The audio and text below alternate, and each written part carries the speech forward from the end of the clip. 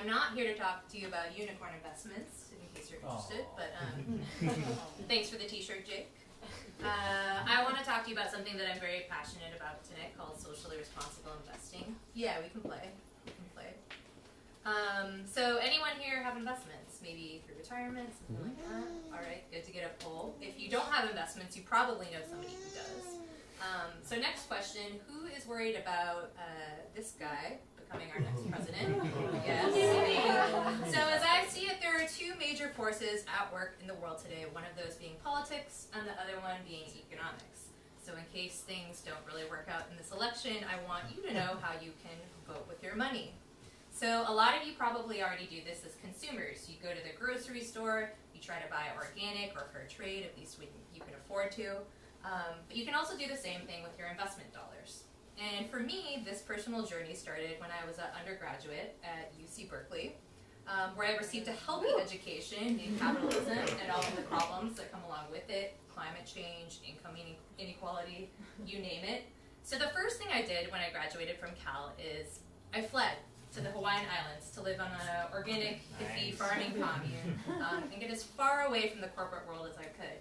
But about 5 years after that, I found myself living in one of the dirtiest cities in the world, Guangzhou, China, where I was working with corporations to try to implement energy efficiency and human rights policies in factories there. And working with these corporations, as well-intentioned as they were, we always came up against this wall. And the wall was, at the end of the day, we're liable to our shareholders. We're responsible for hitting the bottom line, right? So I started asking the question, well, what if it's the investors that care about the environment and society and human rights, etc.? And so socially responsible investing started in the 1920s when religious institutions went to their investment advisors and asked to divest from the sin stocks, things like alcohol and tobacco. And SRI has really evolved to reflect the changing social movements of the time. Apartheid, later when the Vietnam War came along, divestment from weapons. And SRI isn't really a small thing, it's actually evolved into a $21 trillion industry, so it's a pretty big deal. It's a lot more popular in Europe than it is here in the US.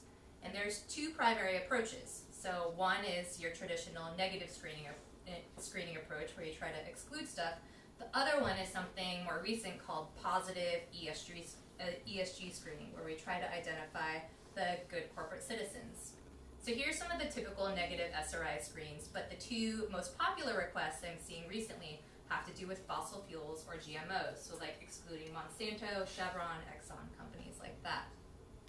And in 2015, a massive global campaign was launched to call upon investors to divest portfolios from fossil fuels. So everything from university endowment funds to state pension plans were being asked to exclude coal and oil holdings from their portfolios.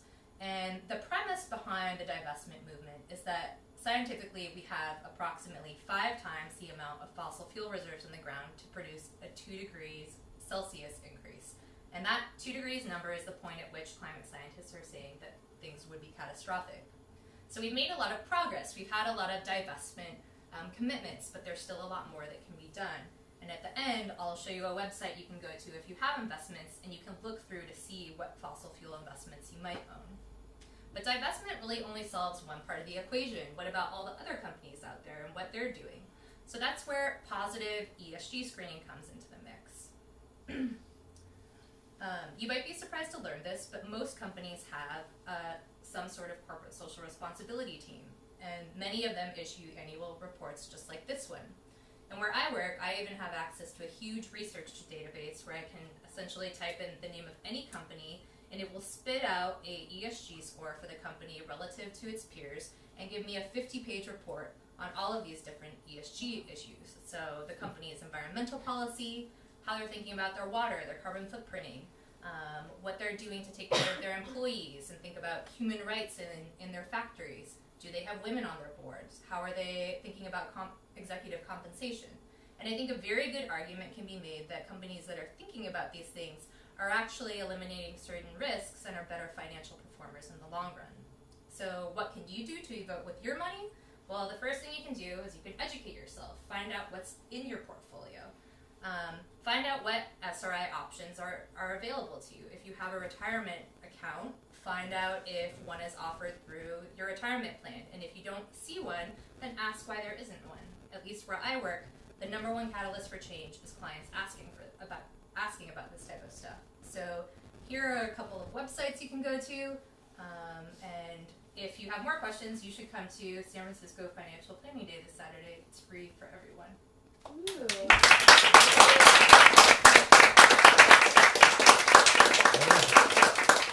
Where is it? It's at the San Francisco Main Library. It starts at 9 a.m. and I actually brought a bunch of flyers, which I'll leave out if anybody is interested. All right, so this concludes Lisa's talk, and now you can ask her as many questions as you like for 10 minutes. Yes. How have these funds done in general in comparison to just the stock market and overall? So I mean, I'd say as long as you're investing in funds, you're going to have really market-like returns. So there's no evidence to show that there's a huge divergence between SRI funds and not. I'd say the one thing that you might see is if you're doing something like excluding all the energy companies, then obviously if oil rises in price and those stocks do better, you're going to have a little bit of divergence. But by the same token, oil was like one of the worst performing assets last year. So if you didn't own any oil stocks, your portfolio did a lot better. Yes. So when you buy stocks, you're typically not buying it from the company that's issuing it. You're buying it from someone who already owned that stock. So how does investing in these companies actually help the company itself? So if you're purchasing an actual share of a company, you do have direct ownership of that. If you're investing in a fund, then you own a piece of the stock that's owned by that fund. But I think if you're investing in one of these SRI funds, at least if they have active management, I mean, what many of those mutual fund managers do is they do things like file shareholder resolutions with Apple, urging them to implement better human rights in their factories and stuff like that. So, I mean, you are having an impact with your dollars, and I think even if you don't have direct ownership, I think just putting your money in one of these funds makes a statement as an investor that you care about this type of stuff. Yes. So, as someone who knows zero about investment, what is something that maybe you wish someone had told you when you first started, or what's like the best place to start?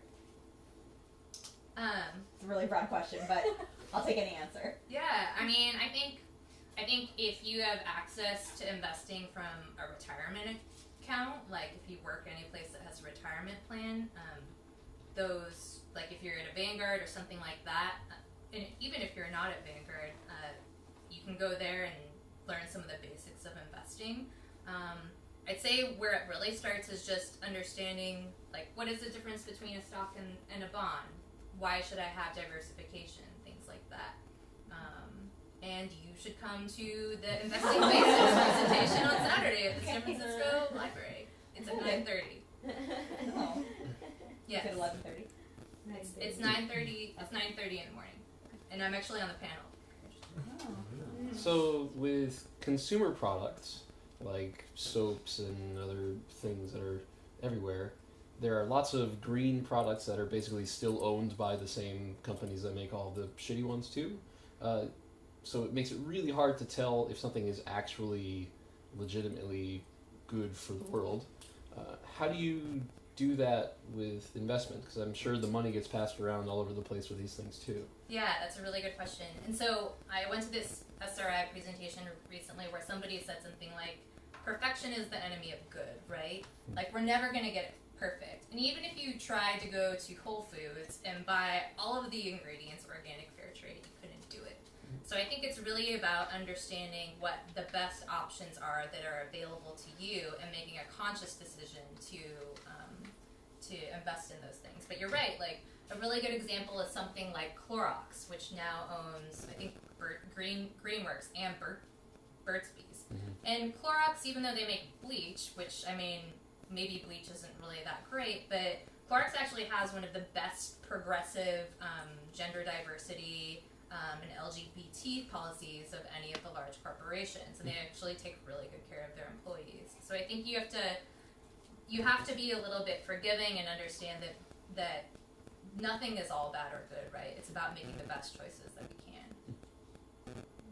So did they release those their like statements? Is that something you can just Google and find like the company's corporate social responsibility report? So I mean, you can pretty much go to any large company website and they will have a sustainability report. Whether that sustainability report is greenwashed or something, Right. for example, in the case of Chevron, who's received a lot of criticism for greenwashing. What's greenwashing?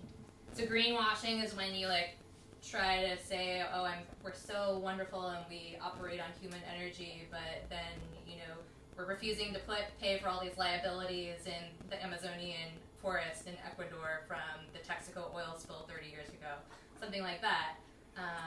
So they're not really like doing the right thing at their core, but they're trying to make it seem like on the outside they are. And that's why these third-party research providers, like I was mentioning, that we use are important, because they'll do an analysis, they'll compare what the company is doing under the hood to their peers and kind of fill us in about that.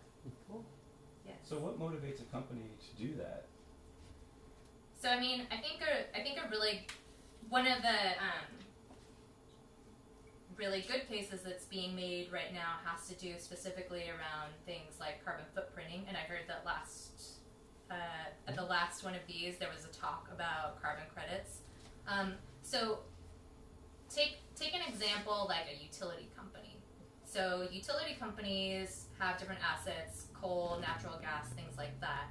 And about 2 years ago, our company utilities analyst said, and he's not even like an SRI person at all, he's like, look, we have litigation coming down the line. Coal is going to be out the door. And any of our utility companies that have coal exposure are going to be terrible financial performers. So we need to get rid of those. So I think when companies start to see that they're at risk for operating in the wrong ways, they pay attention to this stuff. One place where we see a lot of synergy right now has to do around energy efficiency. So companies used to not really pay attention to things like maybe their lights turning on or how much electricity they're using and therefore how much carbon they're burning. But once they started doing that, they actually figured out, oh wow, we can save a lot of energy, and by doing that, we actually save a lot of money. So I think it's not necessarily not in a company's best interest to do those things. And there's a ton of other metrics like taking care of your employees equals less turnover equals higher productivity, things like that. What's the other side of that coin? Like the benefits of not going the SRI route? like investing in guns. I mean, you have to see this. You have to, like, Bad people who are get saying, richer. hey, don't do this. There's got to be other people who are saying, no, we have to keep doing this. So what's that side of the coin? I mean, I think like Yeah.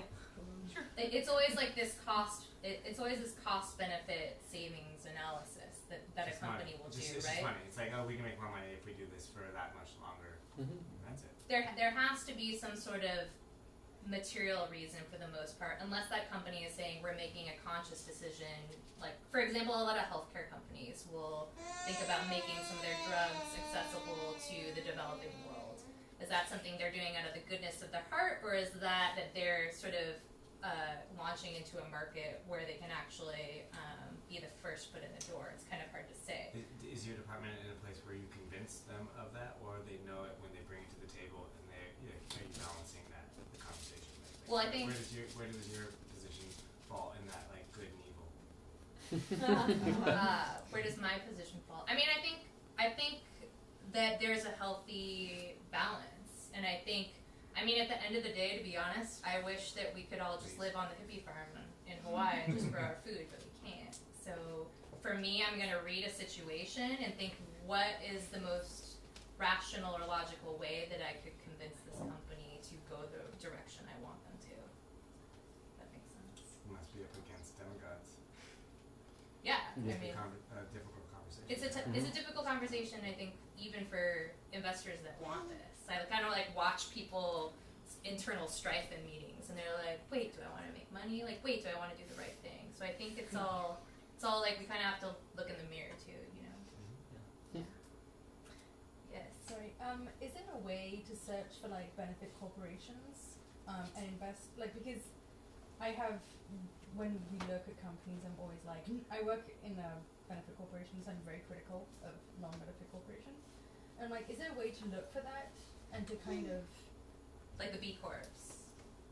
The Well, yeah, certified what's B the Corp? Corp? No, not certified Okay. B Corp. Benefit chartered benefit corporations, which means that their bottom line is not to make money, but to complete their mission, but to work towards their mission, Okay. even if it means that they go to loss. Yeah, yeah. And so I actually had it in this presentation, but I had to take it out because the auto forward was not giving me enough time. But so there's another. It's kind of like certified B Corp. They kind of go hand in hand. Yeah. So there's another area that sort of touches all of these called impact investing. And so what I define impact investing is it's an enterprise with a primary objective of solving a social or environmental problem. The thing is as a small investor, like those are typically investment instruments that are like harder to get access to. Like you would kind of need either a lot of money or like if you came to me and you said I want to put money in my retirement account, I can't like put you all into a solar company or maybe even like a company that's like Method that makes cleaning products that's doing pretty well. Like that would be considered concentrated, and so maybe not the prudent thing for you as an investor. So yeah, I mean the other thing is those companies are hard to get access to. Like once a client said, I want every company I own to be like Patagonia. It's like, well, part of the reason Patagonia operates the way it does is because it's a private company. It's not That's open it. They're to all public private investors. companies. All the benefit corporations are private companies. Yeah. With crazy CEOs. But there are other things you can do, like I know what I'm talking about. But I'm working on it. there are some more accessible impact investments, like things like Kiva or microfinance and things like that. There are some offerings out there that are accessible. All right, one more question. Okay. Not me. Okay. So, I don't know that much about investing, but I do know that there's like, you've got big pension funds, you have the state and government backs a whole bunch of different companies based on different initiatives. What are some of like the larger leverage players that are in the field that are not playing by these rules? Like on this, like either whether like government power, or, like various state departments or pension funds or larger universities. Are there like big players that are in the field right now that are just not getting on board with pushing this kind of agenda? I mean, totally, yeah. So I mean, institutional money is where like a lot of the power is. Right. So like big corporations, corporations investing in other corporations and things like that. So I mean, I think a lot of people aren't yet of the mindset that we need to actually think about the environment and things like climate change yet. But I think there's going to come this oh shit moment where people are going to have to start to pay attention. And so the people that are thinking about this are going to be in a better position. Totally. I saw this thing the other day, like Harvard's endowment is like the 47th largest economy on the planet, right? So it's like, okay, what does it take to get just the people who are making decisions at Harvard? If you can get those people to make a decision, is like that's as effective as getting 100,000 individual people to do this stuff. Yeah, right? Yeah.